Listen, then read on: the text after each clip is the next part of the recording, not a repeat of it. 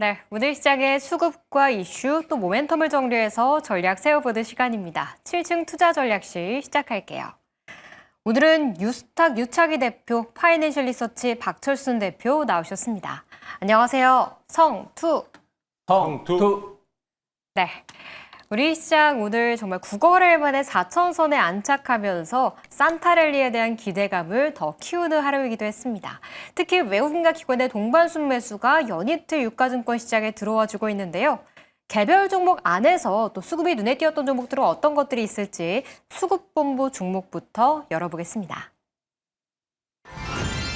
네, 첫 번째는 LG이노텍, 두 번째는 두산에너빌리티입니다. 먼저 LG이노텍부터 키워드 열어주시죠.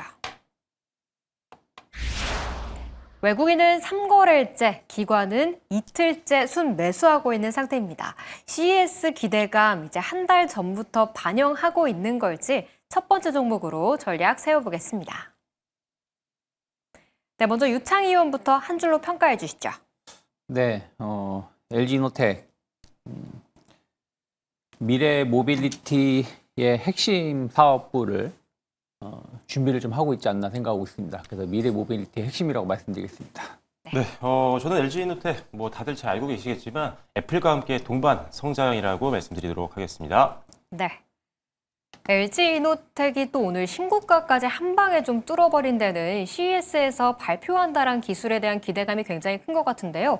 어떤 내용인지 좀 자세히 짚어주시죠. 네, 뭐 사실은 뭐 LG이노텍, LG디스플레이, 뭐 LG전자 전장 사업 부분에 대해서 엄청난 심혈을 기울였습니다. 근데 이제 계속 적자를 보았죠. 약간의 이제 영업이익 흑자가 날 때도 좀 있었고 했는데 전체적으로는 똔똔하는 정도 수준이었어요. 아직까지도 전 그렇게 크게 엄청나게 퍼포먼스를 내고 있지는 않다고 판단하고 있어요. 왜 그러냐면 자동차 전장 사업부라는 게 뭐 자동차가 잘 팔리는 모델도 있을 수 있고 네. 안 팔리는 모델도 있을 수 있는데 그거를 일단은 라인은 설치를 다 해야 되거든요. 물론 그렇기 때문에 이제 자동차 업체하고 계약을 하게 되면 그 일정 금액, 일정 분량만큼의 금액을 보장을 받습니다. 보장을 받는다고 하더라도 어쨌든 그 이상이 판매가 돼야지 수익성이 커지는데 좀 그런 것들이 좀 부족했었던 부분들이 좀 있었죠. 그래서 2020년 이후에 이쪽에 그 전부터 준비를 좀 했었고 관련돼서 계속 준비를 좀 많이 했지만 조금은 생각했었던 것보다는 퍼포먼스가 많이 나오진 않았었어요. 근데 이번에 이제 CES에서 다시 한번 또 이제 좀 로봇이라든지 자율주행 뭐 이런 부분들 관련돼서 조금 얘기들이 좀 있죠. 특히 이제 그 자율주행 관련돼서 계속 좀 시장에서 주목을 받고 있는 게 테슬라 FSD. 요즘 네. 유튜브, 자동차 유튜브만 보면 다 그 얘기 나오더라고요. 차 바꾸고 싶던데요. 그러니까요. 뭐 테슬라로 시내 주행 해보는 그 시연 영상 이런 거 보면은 와 진짜 엄청나다 라는 뭐 얘기 그런 느낌을 받게끔 영상이 좀 있고 또 중국 업체도 자율주행 기술이 어마어마합니다. 네.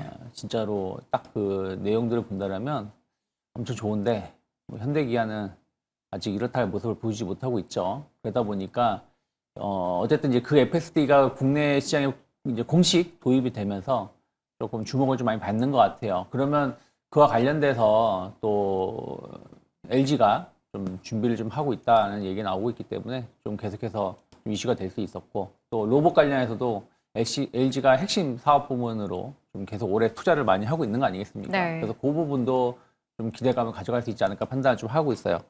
거기다가 이제 사실은 제가 이제 이 시간에 나와서 LG이노텍에 대해서 조금 부정적인 얘기를 좀 한번 했었어요. 9월달, 10월달 정도에. 네. 근데 그 이후에 주가가 좀 많이 올라가서 좀 민망하긴 한데요. 네.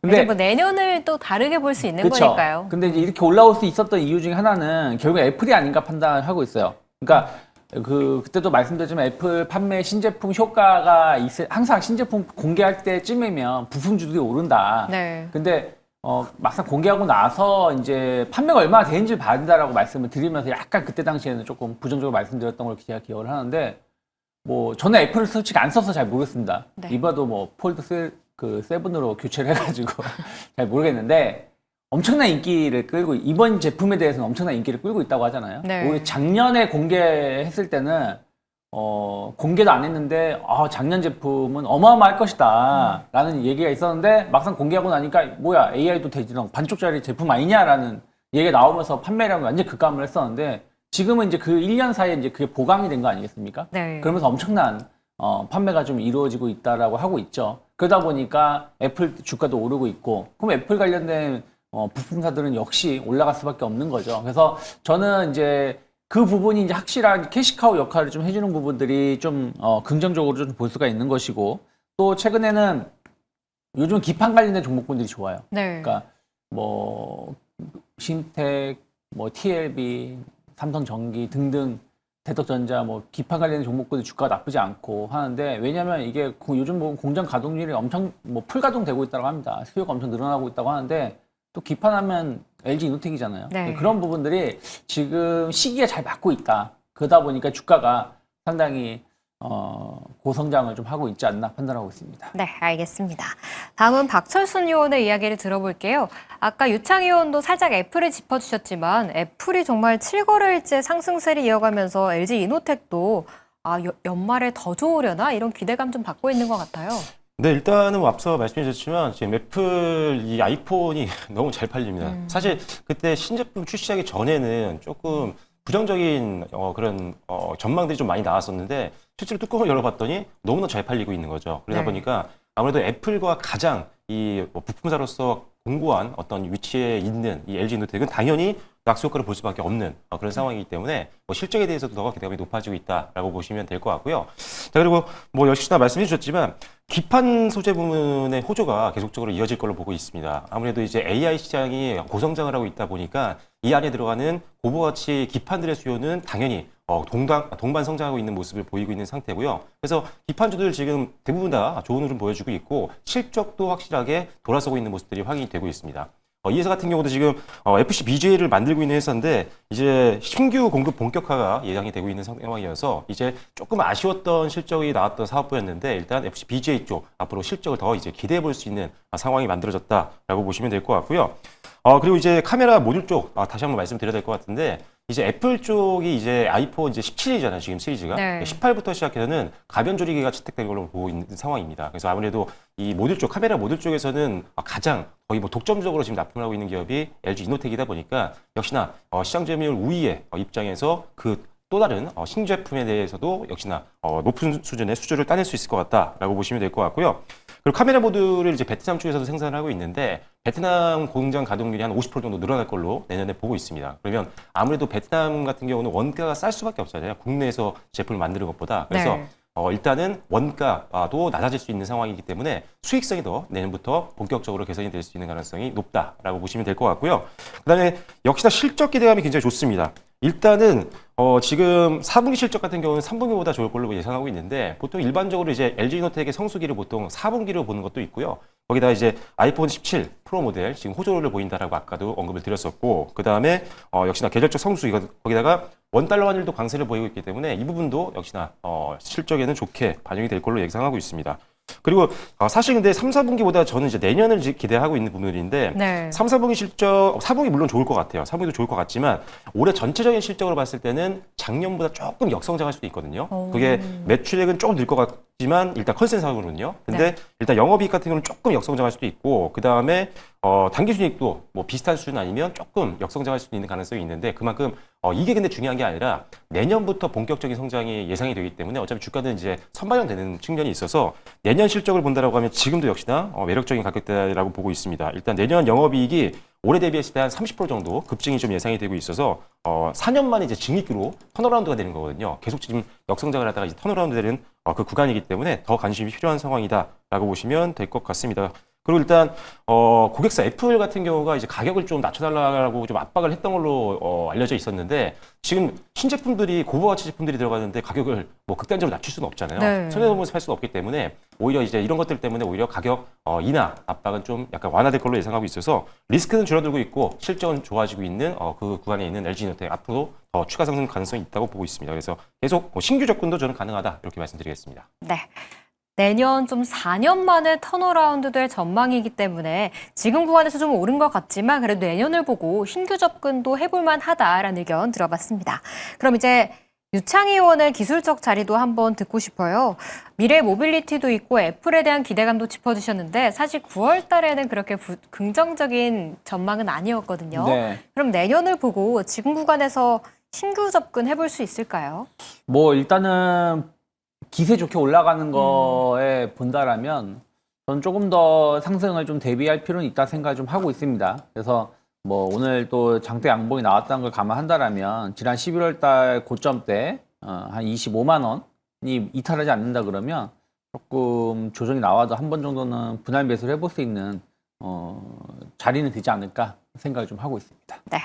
이 또 분위기라는 걸 무시할 수 없기 때문에 25만 원 선만 이탈하지 않는다면 분할로 매수해볼 수 있는 자리다라는 의견 들어봤습니다. 이제는 두 번째 종목으로 이야기를 넘어가 보겠습니다. 네, 두 번째는 두산 에너빌리티였죠.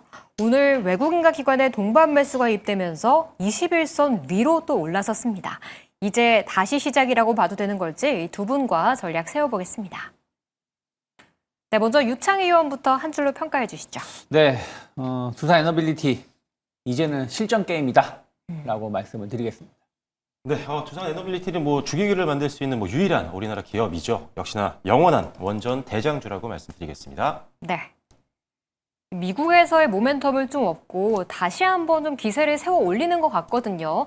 역시 대장주 하면 두산 에너빌리티인데 사실 최근에 좀 지지부진해서 이제 끝났나 이런 생각도 했는데 네. 4분기나 내년까지 다시 기대해봐도 될까요? 네, 지금 일단은 내려왔기 때문에 사기 더 좋아졌습니다. 오히려 그동안 오르는 동안 사실 부담을 좀 느낄 수 있는 부분들이 있었죠. 예를 들면 차익 매물이라는 건 언제든 나올 수가 있기 때문에 그것 때문에 쉽사리 접근을 못했던 분들 같은 경우는 이제 어느 정도 차익 매물을 한 달 정도 지금 어느 정도 차익 매물을 소화하는 구간이 있었고 가격 조정도 나왔고 기간 조정도 나왔기 때문에 이제 고개를 좀 들기 시작한 지금이라면 신규 매수 접근도 고려해볼 수 있는 상황이다라고 먼저 말씀을 드리겠고요.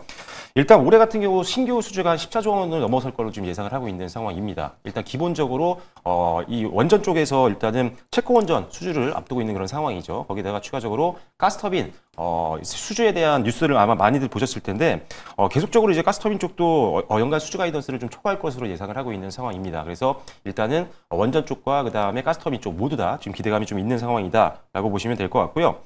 그리고 이제 아무래도 예전에 이제 바라카 원전 수주에 이어서 이제 체코 원전 수주 어떻게 보면은 지금 가장 최신 원전을 이제 수주했던 경험이 좀 있는 수주를 할 수밖에 없는 그런 상황이다 보니까 중동이라든지 기타 다른 주요 국가들 쪽에서도 신규 원전 수주가 계속적으로 나타날 걸로 예상하고 있어서 뭐 단기가 아니라 이제 중장기로 계속 호재가 나올 수 있는 그런 대표적인 기업이다라고 말씀드릴 수가 있고. 그리고 이 회사 같은 경우는 이제 한국형 원전이라든지 미국형 원전 모두 다 제품들을 납품할 수 있는 기술을 갖고 있는 제품을 갖고 있는 기업이기 때문에 우리나라 한수원이 뭐 예를 들어 체코처럼 수주를 또 한다거나 아니면 미국 웨스팅하우스가 수주를 한다고 해도 둘 다 대응이 가능한 장점이 있다라고 보시면 될 것 같습니다. 그리고 이제 뭐 미국 웨스팅하우스와 조인트 벤처도 이제 뭐 설립하겠다라는 이야기도 좀 나오고 있는 상황이고요. 그래서 이런 것들이 설립이 된다라고 하면 좀 더 일단 미국 시장에 진출할 수 있게 되지만 사실상 지금 미국은 원전을 할 수 있는 상황은 아니에요. 지금 제품을 만들 수 있는 국가들이 없기 때문에 공급망을 계속 지금 다변화를 해야 되는 상황이고 역시나 가장 지금 협력 관계가 돈독한 우리나라 쪽에 수주가 계속 몰릴 수가 있기 때문에 일단 이런 부분에서는 계속적으로 관련된 종목들을 봐야 되겠다라고 보시면 될 것 같고요. 그리고 이 회사가 이제 뉴스케일 파워라든지 엑스에너지와 같은 이런 SMR 관련된 기업들과 협력 관계에 있는 상황이 되다 보니까 이제 내년부터 본격적으로 프로젝트가 진행이 되면 역시나 수주가 여기서도 나올 수 있는 상황이다라고 보시면 될 것 같습니다. 그래서 대형 원전 그리고 SMR 거기다가 가스터빈까지 모든 사업들이 수당을 하고 있는 상황이니까 일단 실적에 대해서는 너무나 걱정하실 필요가 없을 것 같다라고 말씀드리겠고요. 그리고 이제 가스터빈 쪽의 수주가 좀 잘 나오고 있는 이유만 말씀드리면 일단 리드 타임이 굉장히 짧습니다. 경쟁사들이 한 4년에서 5년 정도 걸리는 거를 뭐 1년 정도면 만들 수 있는 그런 시스템이 갖춰져 있기 때문에 가스터빈 호재도 계속 기다려보시면 좋겠다라고 말씀드리겠고요. 한 전고점 정도까지 한번 보시면 좋을 것 같습니다. 네. 역시 두산 에너빌티 같은 경우에는 내러티브는 살아있다라고 좀 보고 계시고요. 97,400원에서 좀 내려온 자리이기 때문에 오히려 지금 구간에선 신규 매수할 만한 매력이 더 높아졌다라는 분석까지 해주셨습니다. 다음은 유창희 의원과도 투자 포인트를 좀 들어볼게요. 네. 이게 참 두산 에너빌리티 뿐이 아니라 원전 관련된 종목군들이 좋은 건 맞아요. 그러니까 미래에 대한 어떤 기대감들이 어마어마한 건 사실이라 생각하고 있어요. 근데 그동안 주가 상승은 엄밀히 따지면 그냥 말로만 올라온 거죠. 네. 그러니까 뭐 SMR 뭐 좋은 거 다 알죠. 근데 SMR 지금 만드는 회사가 있나요? 주기기를 두산 에너빌리티가 만들 수 있는 건 맞습니다만은 실제 SMR 자체가 아직 만들어진 게 없고 그런 게 있다는 거죠. 그리고 이제 원전 관련해서도 체코 원전 우리가 수주를 해서 이제 그 건설 곧 들어가겠습니다만은 다른 나라들 탈 원전 이제 복귀 뭐 이런 부분들이 말로만 선언을 했지 실제 막 수주가 나온 게 아니라는 거죠. 그냥 그 기대감으로 올라왔는데 여기서 이제 우리나라가 얼마나 역할을 해줄 수 있느냐가 중요한 분기점이라 저는 생각을 좀 하고 있습니다. 그런데 사실 오늘도 어떻게 보면 말로만 올라온 거죠. 네. 너태희 상무장관이 이제 기사가 더 나왔죠. 그쵸. 네. 그러니까 저 내용 보고 투자하나 봤는데 내용 별거 없더라고요. 근데 중요한 거는 어쨌든 한일이 이제 미국에 투자를 하는 첫 번째 프로젝트가 결국엔 원전하고 조선이다라는 것을 거의 뭐 발언을 했다는 것 자체에 전 주목을 해야 된다는 생각을 좀 하고 있어요. 왜 그러냐면 최근에 한 2달 정도 됐죠. 트럼프 대통령이 원전 리네상스를 일으키겠다고 하면서 뭐 미국에 있는 미군 부대에도 원전 소형 SMR을 만들고 뭐 원전 뭐 100기, 뭐 150기 뭐 이렇게 짓겠다 뭐 얘기가 나왔었다라는 것이죠. 그러면 이제 그런 발언을 했었고, 그럼 원전 짓는다며 무슨 돈으로 혹은 어디다가 이게 이제 한국, 일본에서 투자받은 걸로 지을 거야라는 얘기 아니겠습니까? 그러면 저는 내년에는 이제 실전, 아까 제가 실전이 이제부터 실전이라고 말씀드렸는데 네. 수주라든지 이런 부분들이 좀 구체화될 수 있는 내용들이 있지 않을까 판단을 좀 하고 있어요. 네. 그리고 우리가 이제 지난 그 여름쯤이었죠?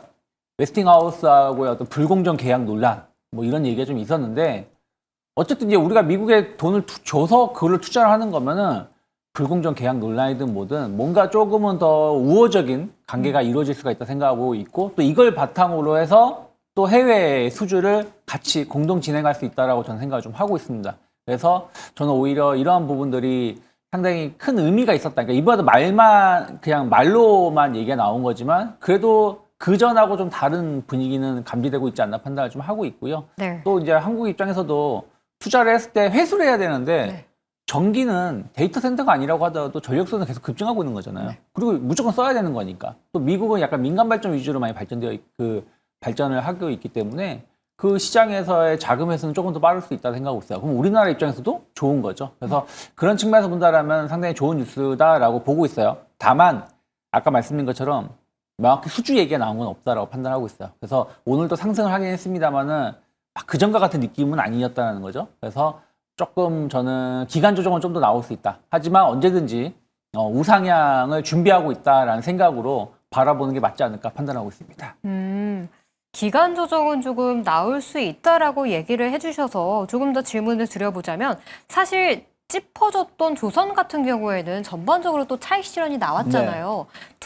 원전은 오늘 살짝 올라가긴 했지만 그럼 또 다음 주의 분위기는 어떨지 모를 수 있다라는 좀 가능성도 드는데 원전 가지고 계신 분들 같은 경우에는 그럼 여기서 어느 정도 좀 물량을 정리하는 게 더 좋을까요, 그럼? 근데 뭐 정리할 필요까지 있나 생각을 좀 하고 있어요. 그러니까 뭐 여기에 뭐 올인을 하신 분이 아니라 그러면 사실은 지난 그 6월부터 10월 달도 진짜 징글징글한 박스였거든요. 물론 그 사이에 뭐 변동성도 좀 있었습니다만 지금도 약간 그러한 모습이라 판단을 좀 하고 있습니다. 그래서 너무 일희일비 하시지 마시고 결국에는 원전 관련돼서 두산 에너빌리티가 대장은 맞고 또 이 시장이 앞으로 계속 커질 가능성이 높다는 걸 감안한다라면 조금 길게 보고 여유를 갖고 끌고 가신 전략이 맞지 않을까 판단하고 있습니다. 네, 알겠습니다.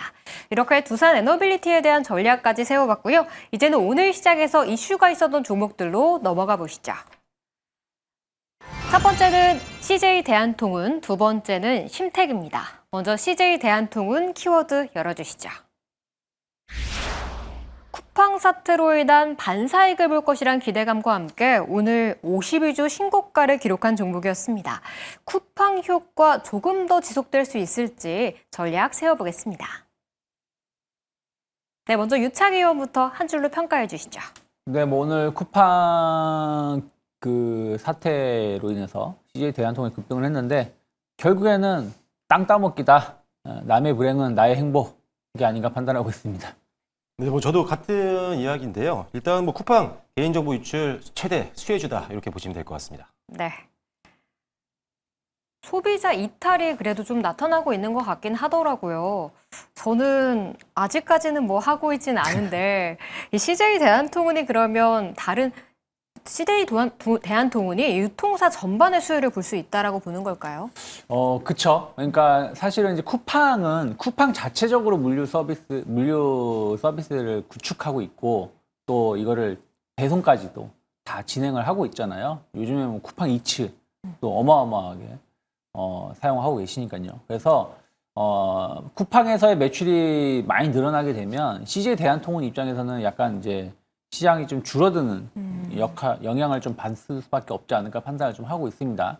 그런데 만약에 이제 이번 쿠팡 사태가 얼마나 갈지 모르겠어요. 사실 우리나라 사람들이 자기 정보에 대해서 그렇게 민감하게 반응을 하지 않잖아요. 인간적으로 말씀드리면 뭐 미국처럼 뭐 해외처럼 전체적으로 막 일어나가지고 이런 건 아니니까. 그래서 금방 또 이게 사그라들게 되면 또 흐지부지 될 수 있지만 또 국민이 좀 한번 한다고 하면 또 할 수 있는 부분들도 좀 있죠. 네. 그러면 이제 결국에는 그렇다고 해서 이제 이커머스 시장이 위축되는 건 아니잖아요. 네. 우리가 그동안 티몬인가요? 뭐 이런 사태가 발생했을 네. 때도 뭐 티켓 몬스터 관련된 이슈가 있어서 그 회사가 문제가 있었던 거지 다른 회사가 연동해서 막 갑자기 회원 탈퇴를 하거나 수요가 줄어든 건 아니라는 거죠. 그래서 이커머스 시장은 계속해서 커질 수밖에 없는 거다 보니까 만약에 쿠팡에 대한 어떤 이탈이 장기화되고 복귀가 이루어지지 않는다 그러면 아무래도 이제 뭐 네이버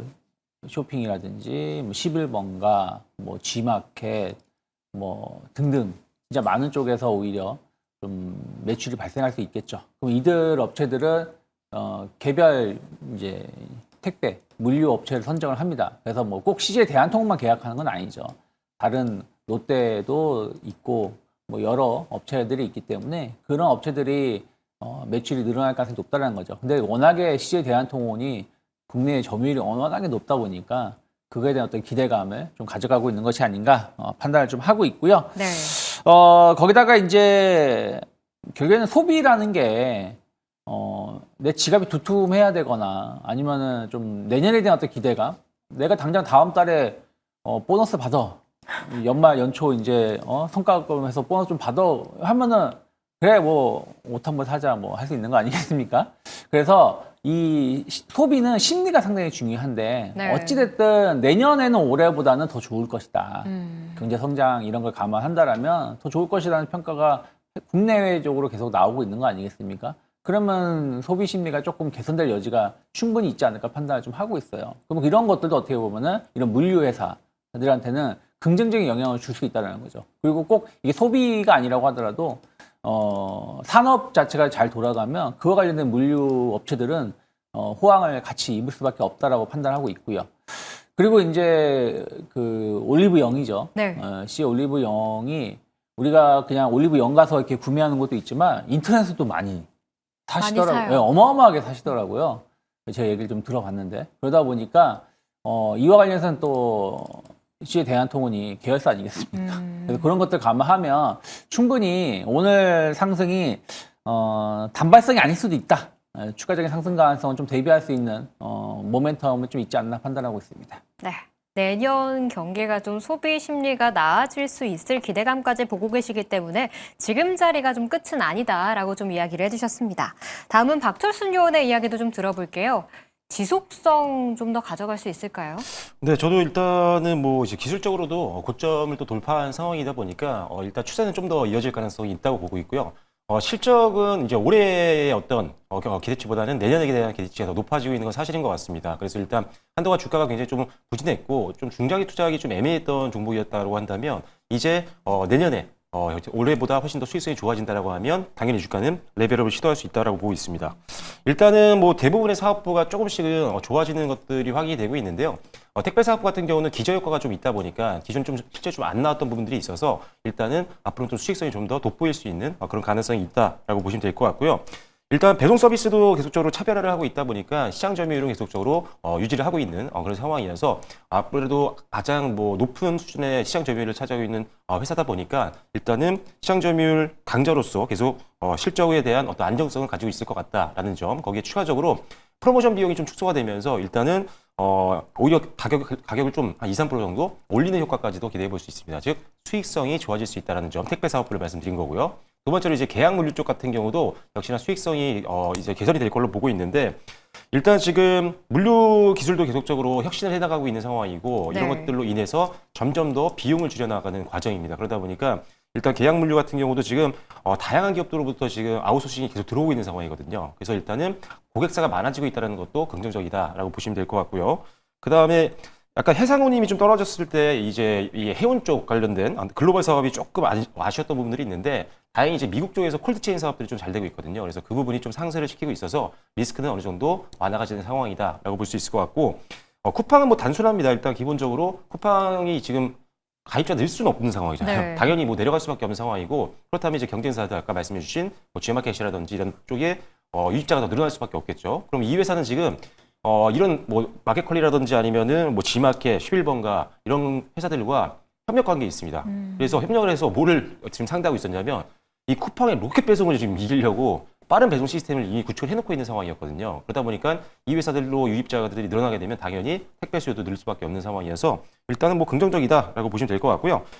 일단은 저평가 매력은 당연히 있습니다. 근데 실적이 조금 정체가 되어 있기 때문에 저평가가 잘 부각이 안 됐었는데, 내년에 실적이 증액이 많이 된다라고 한다면 저평가 매력까지도 부각이 될 수 있다. 지금 12개월 포워드 PER 같은 경우가 지금 6.3배 정도 수준에서 움직이고 있으니까요. 굉장히 저평가 매력도 있는 그런 기업이니까 지금 단기로 급등해서 조금 걱정이 되시는 분들도 있겠지만, 실적 대비는 그래도 아직도 부담스럽지 않은 구간이다라고 보시면 될 것 같습니다. 네, 그래도 시장 점유율 좀 강자이기도 하고 저평가 매력도 있기 때문에 지금 구간에서도 더 볼만한 종목이다라고 좀 이야기를 해주셨네요.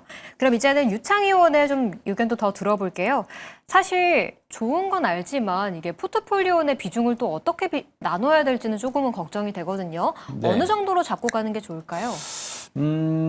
사실은 개인 투자자분들이 많이 매수하지 하잖아요. 않는 종목이죠. 네. 뭐 이런 종목 많아요. 근데 이런 종목이 또 잘 가는 최근의 사례가 SO일이었죠. 아, 네. SO일을 말씀드릴 때도 손이 안 가요라고 제가 말씀 한번 드렸던 것 같은데, 뭐 대한통운 같은 경우도 저는 비중을 좀 따진다 그러면 그래도 한 10에서 15% 정도는 한 번 정도는 투자를 해보실 만한 매력은 있지 않을까. 또 우리가 헉 하면서 또 가는 경우도 많이 있거든요. 그래서 오늘 지난 이제 11월 초에 한번 크게 올라왔었고, 그리고 작은 조정 이후에 오늘 크게 올라온 거기 때문에 약간의 부담감은 좀 있지만, 또 이 자리가 또 올해 약간 저항대를 돌파를 이제 하는 모습이기 때문에 한 97,000원 정도만 이탈하지 않는다 그러면, 혹은 뭐 한 95,000원 정도 이탈하지 않으면 뭐 5% 정도 손절가 놓고 한번 매수해 볼 수 있지 않을까 판단하고 있습니다. 네.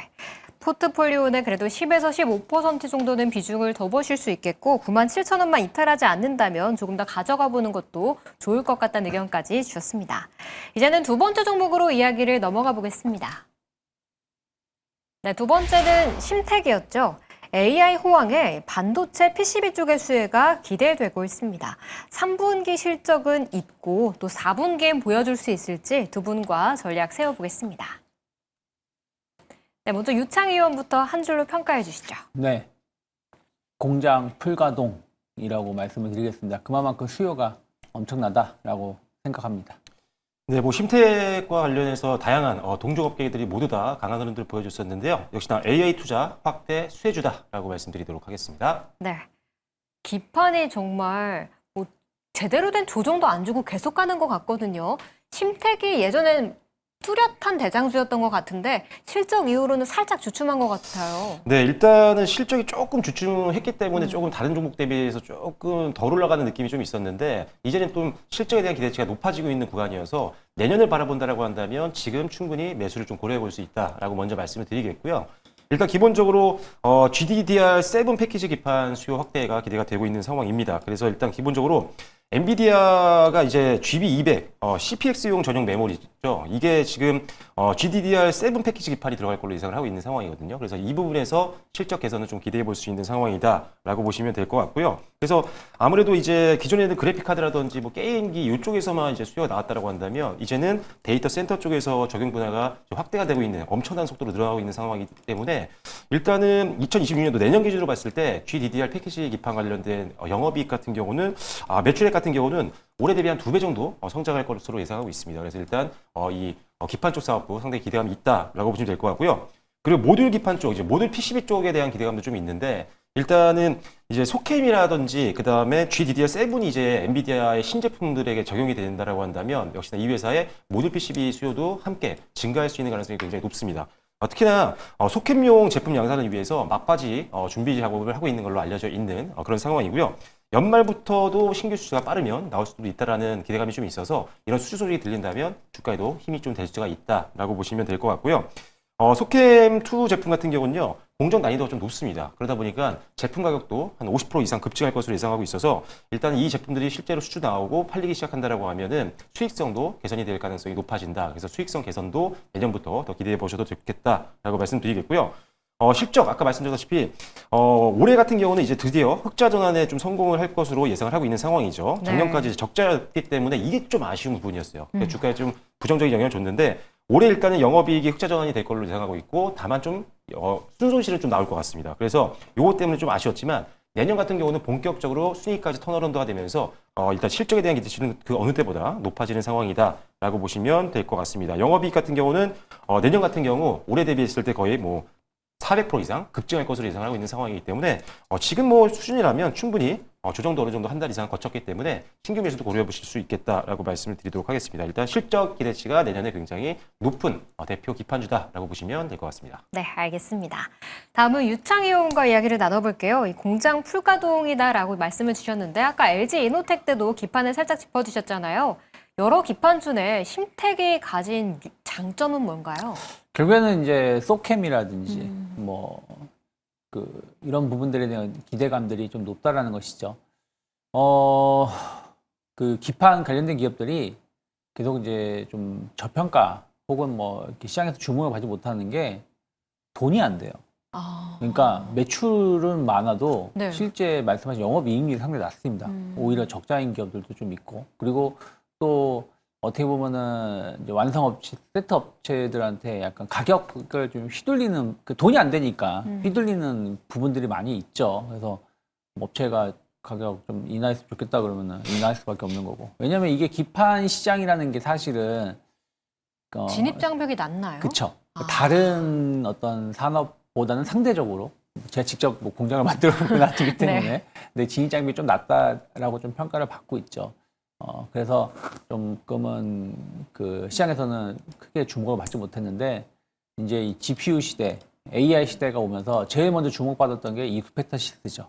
이수페타시스도 사실 지금 주가가 이런 것이지 한 몇 년 전만 하더라도 2만 원이었잖아요. 2만 원, 뭐 몇천 원대에도 뭐 있었던 적도 있었습니다. 네. 근데 그게 지금 뭐 10배 막 50배 이렇게 올라온 거죠.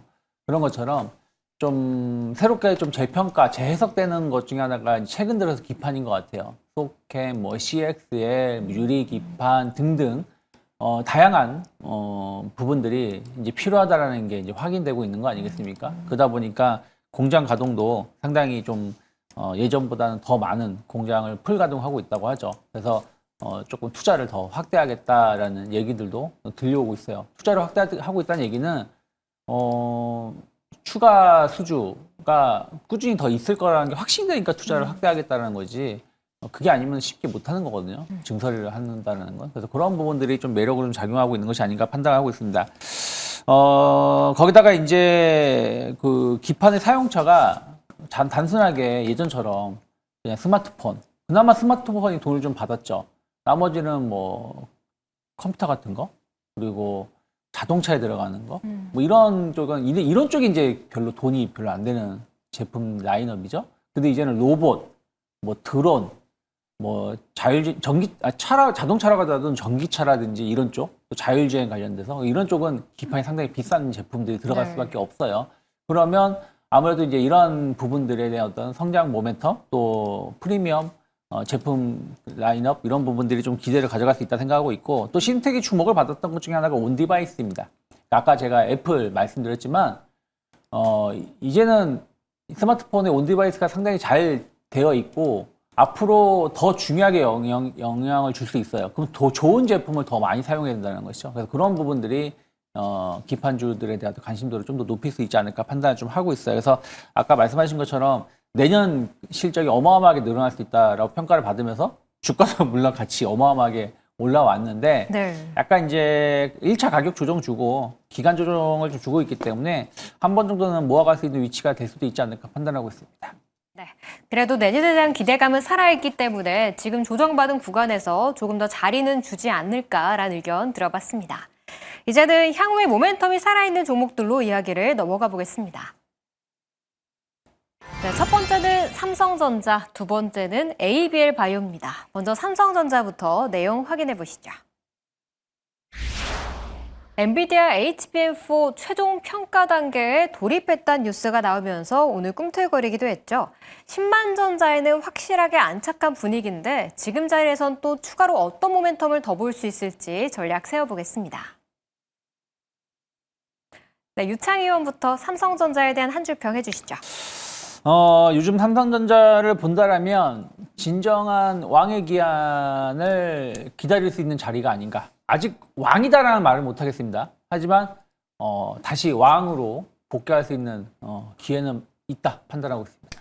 네, 삼성전자 기대감을 줄 만한 호재들이 너무나도 많습니다. 본격적인 증익 구간이라고 말씀드리도록 하겠습니다. 네. 삼성전자 오늘 지분 관련 이슈도 있긴 했지만 엔비디아4 뉴스가 아무래도 더 크게 작용한 것 같기는 하거든요. 내년에는 정말 이 통과 뉴스 볼 수 있을까요? 저는 그때 깐부 해동하면서 통과한 줄 알았어요. 죄송합니다. 진짜로. 근데 자세히 보니까 통과를 아직 안 했더라고요. 연내라고 하는데 올해 며칠 공과 사는 확실히 구분하시나 봐요. 올해 며칠 안 남았는데 근데 HBM4 통과하겠죠. 관련된 뉴스들 썰 얘기 나오고 계속 몇 달 전부터 나왔고 우리가 이 시간에서도 한 번인가 두 번인가는 얘기 한번 드렸던 네. 것 같아요. 하지만 그것이 아니라고 하더라도 충분히 삼성전자는 기대할 수 있는 부분들이 많이 있다 판단하고 있어요. 데이터 센터의 투자가 급증을 하면서 동반 가격이 급증한 게 레거시 반도체 아니겠습니까? 네. D램이라든지 낸드, 특히 낸드의 수요가 폭증을 하고 있는데 삼성전자가 세계 점유율 1위입니다. 그러면 관련돼서 매출 개선이 엄청난 속도로 이루어지겠죠. 삼성전자가 실적이 어마어마하게 작년 연말, 올 초 안 좋았던 이유 중에 하나가 재고가 너무 많아서 그런 거거든요. 그러니까 실제로 적자거나 그 영업이 급감한 게 아니라 재고 자산을 일단 손실로 그 가격이 줄어드는 거. 내가 얼마에 만들었는데 지금 얼마니까 그거를 손실로 잡아놨기 때문에 수익이 급감한 건데 근데 반대로 재고가 많은 상황에서 이게 가격이 오르게 되면 다른 업체보다 더 많은 이 평가 차익으로 누릴 수가 있겠죠. 그리고 이제는 생산으로까지 증설로까지도 이어지고 있다라고 감안한다면 이게 일시적인 건 아니다. 아닐 가능성이 높다 생각을 좀 하고 있습니다. 그래서 이 부분이 상당히 매력적으로 작용할 수 있고 또 아까 말씀드린 것처럼 엔비디아 HBM4 승인에 대한 어떤 기대감들 어쨌든 승인을 받으면 좋죠. 그리고 엔비디아 쪽에 공급하면 좋은 거 아니겠습니까? 네. 세계 1위 기업이기 때문에 그래서 그 부분이 이제 내년부터 본격적으로 매출이 반영된다라면 충분히 해볼 수 있다라 생각하고 있고 또 엔비디아가 아니라고 하더라도 이번에 이제 구글의 TPU에도 HBM 들어가요. 네. 많은 분들이 헷갈리시는 게 GPU, TPU 이러니까 TPU는 HBM 안 들어가나? 하시는데 들어갑니다. 근데 지금 SK하이닉스는 완판 더 이상 생산을 더 할 수 있는 상황이 아니잖아요. 그럼 누구께 들어가겠어요? 삼성이라든지 마이크로닉께 들어가겠죠. 이 두 개 기업 아니면 HBM 만들 수 있는 회사가 없으니까요. 그런데 다양한 이제 제품들이 만들어지기 때문에 삼성전자 HBM은 충분히 내년에 본격적인 매출 성장을 좀 기여할 수 있는 제품이 아닐까 판단을 좀 하고 있고요. 또 파운드리입니다. 파운드리 수주가 계속 늘어날 가능성이 높죠.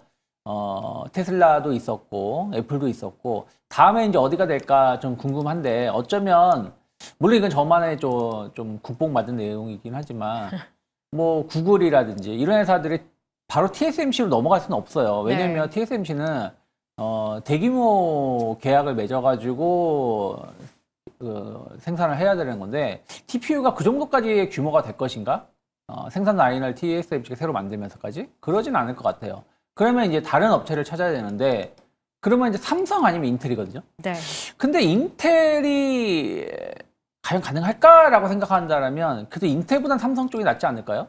뭐 어쨌든 뭐 구글이 아니라고 하더라도 다른 업체들도 칩을 만약에 이제 공개를 할 가능성이 높은데 그러면은 어쨌든 그와 관련된 수주에 대한 어떤 기대감도 충분히 가져갈 수 있지 않을까 생각하고 있어요. 그리고 내년에는 또 엑시노스를 자체 파운드리에서 생산을 좀 하고 있기 때문에 그동안 이제 반도체 사업 부분에 가장 발목을 잡고 있었던 파운드리 사업 부분의 실적도 내년에 좋아질 수 있다는 거 긍정적으로 볼 수 있지 않을까 판단을 좀 하고 있습니다.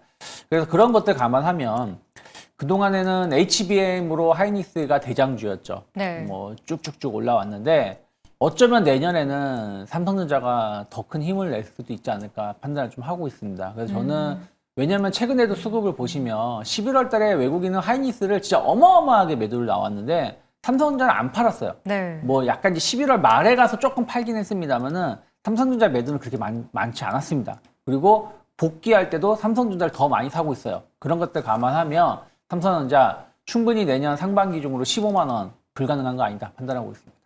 그럼 지금 좀 10만 원 선에 안착한 수준에서라도 조정 시 매수 관점 유효할까요? 그렇죠. 지금은 저는 조정을 준다라면 모아간다는 생각으로 매수해 볼 수 있다 판단하고 있습니다. 네.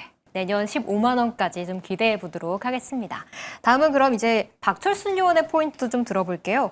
본격적인 증액 구간이 내년에 온다라고 보셨네요. 네, 일단 뭐 메모리 쪽 사업을 하고 있는 모든 기업들이 지금 너무나도 업황이 좀 좋은 상황이다 보니까 뭐 삼성전자는 뭐 대표적인 메모리 기업이잖아요. 그래서 메모리 쪽 일단 실적 호조는 계속 이어질 가능성이 높다라고 보고 있고요. 일단 지금 AI 시장이 추론 시장으로 이제 다시 확산이 되기 시작을 하면서부터 더 많은 이제 메모리가 필요로 하는 상황이고 특히나 앞서도 언급해 주셨던 뭐 TPU라든지 이런 중량 반도체를 필요로 하는 기업들도 앞으로 더 많아질 걸로 예상을 하고 있습니다. 그래서 일단은 뭐 엔비디아가 고객이 될 수도 있지만 그 이외에 구글이라든지 기타 다른 빅테크 기업들도 고객사가 될 수가 있는 상황이기 때문에 결과적으로 팔 수 있는 채널들이 많아진다라는 관점에서 보면 내년에도 증익은 계속적으로 이어질 가능성이 높다라고 보시면 될 것 같고요. 일단 뭐 지금 HBM뿐만 아니라 지금 앞서도 말씀해 주신 레거시 반도체들, 특히나 D램이라든지 ESSD 같은 경우도 수요가 급증하고 있는 것들, 그리고 가격이 급증하고 있는 것들이 확인이 되고 있는 상황이기 때문에 당연히 지금보다 더 4분기 그리고 내년 더 수익성은 더 좋아질 가능성이 있다라고 보시면 될 것 같고요. 지금 사실 뭐 HBM도 그렇고 마찬가지지만 메모리가 지금 부족해서 사실 고객사에서 계속 요청을 하고 있는 상황이잖아요. 네. 일단 뭐 월별로 계약하던 거를 이제는 분기도 아닌 장기 계약으로 좀 해달라. 그만큼 지금 너무나도 지금 메모리가 필요하는 상황이다 보니까 지금 없어서 못 파는 상황입니다. 그래서 일단 기본적으로 엔비디아 퀄 테스트만 잘 통과하고 이 납품만 확인이 되면 그때부터는 더 세게 움직일 수 있는 가능성도 열린다라고 보시면 될 것 같습니다. 특히나 이제 이 회사가 이제 승인이 빨리 좀 나왔으면 좋겠는데 최종 승인이 나오고 엔비디아 빨리 지금 갔으면 좋겠는데 네. 뭐 나오긴 나올 것 같습니다. 시기에 대해서는 정확하게 말씀을 뭐 드릴 수는 없겠지만 뭐 올 초라도 올해 말 또는 연내였으면 좋겠고요. 아니면 내년 초에는 또 가능할 걸로 보고 있으니까 일단 기대를 좀 해보시면 좋을 것 같고 특히나 이게 이제 10나노급 6세대 D램 이거를 또 이제 어떻게 보면 4나노 로직 다이를 적용한 이제 D램들이 나오기 시작을 하거든요. 그래서 요거 같은 경우는 구글이라든지 아니면 엔비디아가 원하는 스펙 상향 기준에 맞습니다. 그래서 이런 것들이 좀 더 이제 시장에서 더 알려지고 검증만 끝난다라고 한다면 하이닉스보다 더 팔릴 가능성도 없지는 않아 보인다라는 점 참고를 좀 하시면 좋을 것 같고요. 그리고 일단 기본적으로 내년 같은 경우 이 아까 말씀드렸던 중형 반도체 그리고 엔비디아 HBM 출하량이 전망치가 계속 상향 조정이 되고 있는 것들도 나오고 있는 상황이고요. 그리고 HBM 총 출하량 같은 경우는 내년에 올해 대비했을 때 거의 뭐 3배 이상 급증할 것으로 예상을 하고 있는 상황입니다. 그래서 이제 공장을 증설하면 증설할수록 그게 다 매출로 이제 잡힐 수 있는 그런 기대감도 있는 상황이다라고 보시면 될 것 같고요. 일단 4분기 실적에 대해서도 기대치가 좀 있는데요. 컨센은 역시나 상향을 돌파할 것 같습니다. 지금 컨센서스가 한 15조 원인데 영업이익 한 19조 원까지도 바라보고 있는 상황이거든요. 그럼 전년동기 대비해서 한 거의 200% 가까이 급증하는 거기 때문에 4분기 실적 시즌에도 굉장히 적합한 기업이다. 그리고 메모리 3사 중에는 자본 대비했을 때 상당히 저평한 매력이 있습니다. 그래서 네. 실제적으로 그만큼 하이닉스 대비 못 올랐던 부분들이 있었기 때문에 상대적으로 저는 저평가 매력이 있는 메모리 3사 중에 1등이죠. 예, 삼성전자 앞으로도 뭐 적금 대신 좀 담아도 되지 않을까 이렇게 생각하고 있습니다. 네, 알겠습니다. 이렇게 삼성전자에 대한 전략까지 세워봤고요. 다음 종목으로 이야기 넘어가 보겠습니다. 네, 두 번째는 ABL 바이오였죠. 미국 자회사 네옥바이오를 빅파마에 매각하는 방안을 추진하고 있습니다. 기술 이전 이슈로 안 그래도 강한데 여기에서 업사이드 더 열 수 있을지 전략 세워보겠습니다. 네, 먼저 유창 의원부터 한 줄로 평가해 주시죠. 네, 결국에는 기술력으로 승부를 한다. 그래서 기술력이라고 말씀드리겠습니다. 네, 최근에 제약바이오 굉장히 관심이 많이 몰리고 있는데요. 역시나 바이오텍 대장주다라고 말씀드리겠습니다. 네. ABL 바이오가 정말 이 바이오주 랠리의 첫 선을 좀 뚫어줬던 종목이지 않나 싶은데 대장주라고 좀 보실까요? 네, 일단은 뭐 기술 수출을 너무 잘하고 있는 그런 회사다 보니까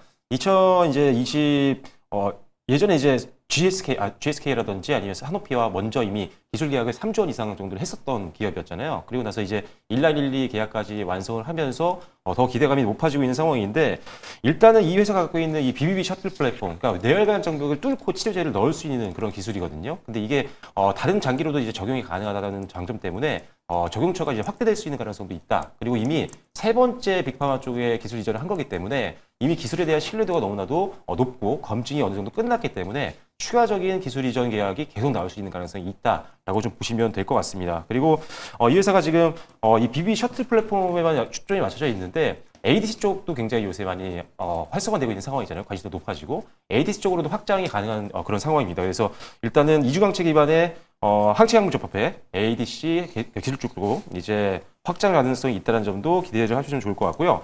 그리고 지금 이번 주에도 좀 지켜보셔야 되는 게 일정이 좀 있습니다. 이게 지금 12월 6일이죠. 미국의 애쉬라고 해서 미국 혈액학회가 있는데 여기서 고형암 관련된 그리고 혈액암 관련된 ABL20이라는 파이프라인에 대한 임상 결과 발표가 있습니다. 그래서 좀 유의미한 결과가 나올 걸로 예상을 하고 있어서 당분간 관심도가 좀 더 몰릴 수 있는 이슈도 있는 상황이다. 뿐만 아니라 올해 또 연내 안에 또 담도암, 대장암 관련된 임상에 대한 내용들도 발표를 앞두고 있는 상황이고요. 내년 초에도 또 이제 1분기 때 위식도암 관련된 파이프라인에 대한 임상 결과 발표가 계속 연이어서 나오는 상황이기 때문에 뭐 지금 고점을 뚫고 있는 상황이라면 좀 상방은 열어 놓으시고 신규 접근하시는 분들은 손절 라인을 확실하게 정하고 들어가신다면 지금도 뭐 가능하지 않을까 그런 생각을 가지고 있습니다. 그래서 저라면은 일단 18만 원 정도 선만 무너지지 않는다면 일단은 한번 갖고 가보시는 것도 괜찮겠다. 그리고 담아가는 것도 괜찮겠다라고 말씀드리겠습니다. 네, 근데 저도 좀 경고 종목인 게 불안해서 여쭤보려고 했는데 18만 원 선만 깨지 않는다면 조금 더 가져가 볼 수 있다는 의견까지 주셨습니다.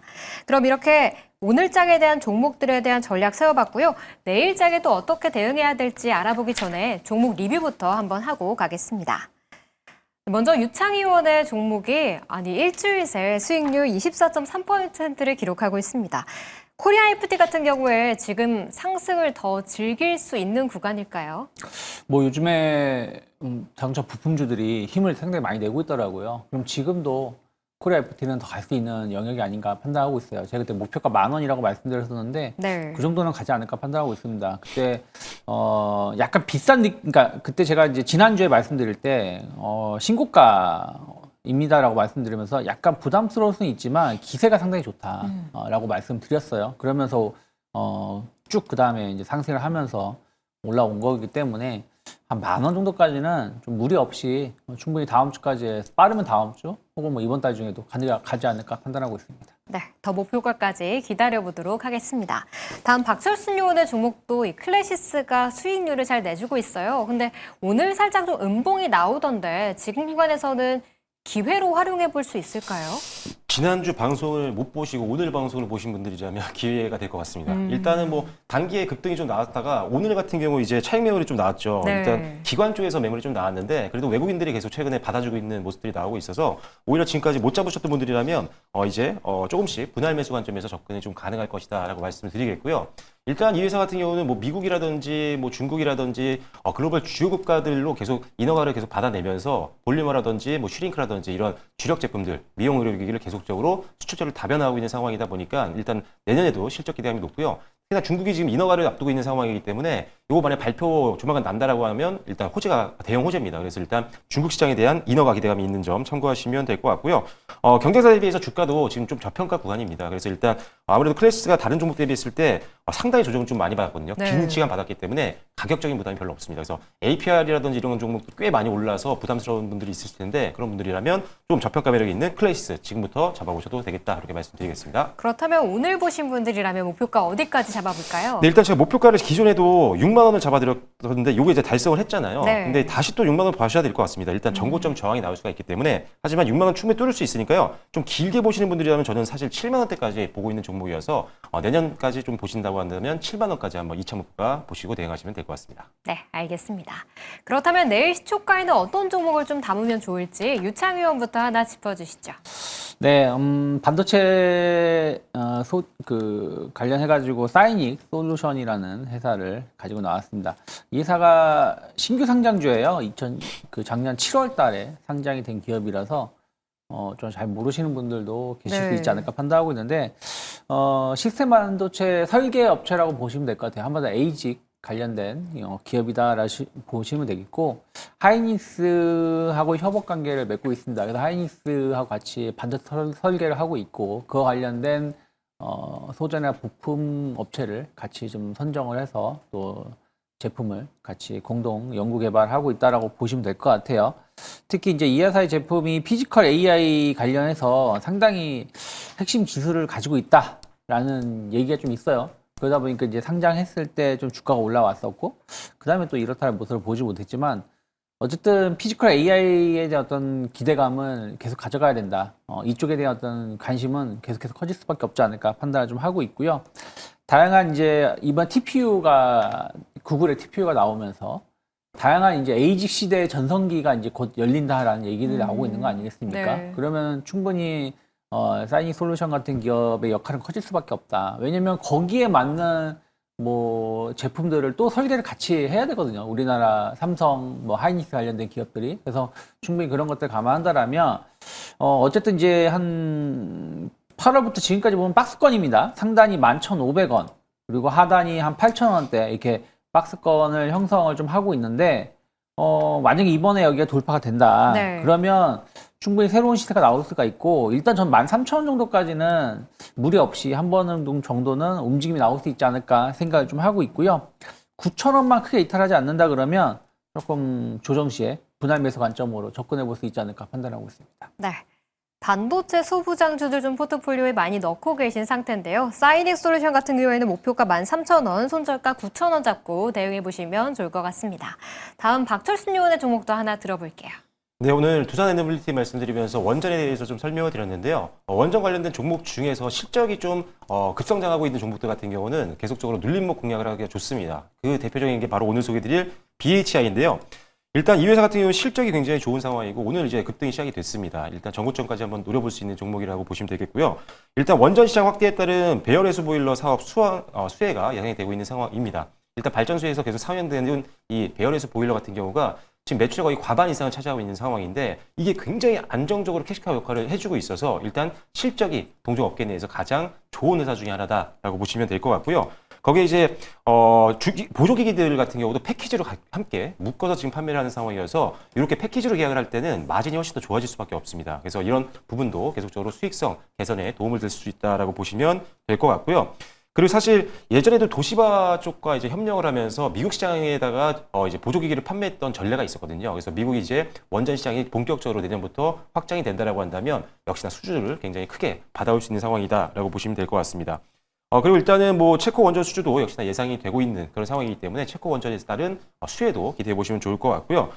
수주 잔고가 지금 1.7조 원이면 1.7조 원이거든요. 역대 최대치였던 작년 대비해서도 50% 이상 성장한 상황이기 때문에 수장고가 있다는 건 그만큼 실적에 대한 안정성을 이미 확보한 상황이다라고 보시면 될 것 같습니다. 그래서 실적 올해 3분기 실적도 기대치를 상회했었고 그 다음에 수장고가 안정적으로 깔리면서 점점 더 수익성이 좋은 수주들로 매출이 채워진다라고 한다면 역대 최대 실적은 계속적으로 경신할 가능성이 높다라고 보시면 될 것 같습니다.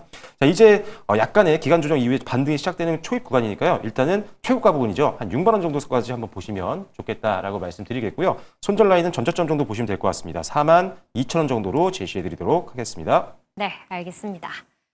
오늘 두 분의 의원과 오늘장부터 내일장 전략까지 세워봤습니다. 투자에 잘 활용해 보시길 바라겠고요. 두 분은 여기서 보내드릴게요. 오늘 말씀 감사합니다.